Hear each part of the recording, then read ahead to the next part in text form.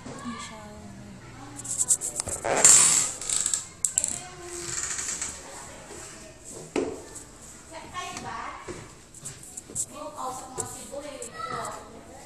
Ba't ngayon mo lang nalaman? One and a half year lang ito wala dito. Kaya nga lang po, simula na nakita ko may nakabubulog dyan. Diba? Oo. Ay, kuya ko yun.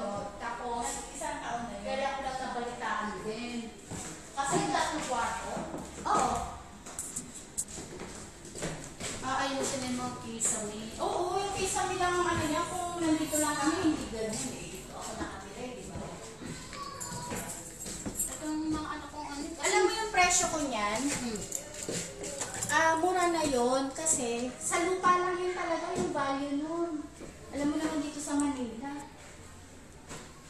Alam mo kasi, ito dapat, paparenovate ko. Kasi nag-asawa yung kakami. Dapat papalagyan ko yung third floor.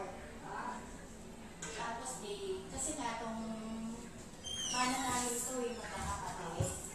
Kaya lang tapos sabi yung ate ko, sa ipagawa mo yan, ibenta mo na tapos bumili kayo ng ako. Total, wala na ako, kasi namatay na yung kuya ko, binata yun eh. Wala na akong kasama dito sa lugar na to. May kausap nga ako eh.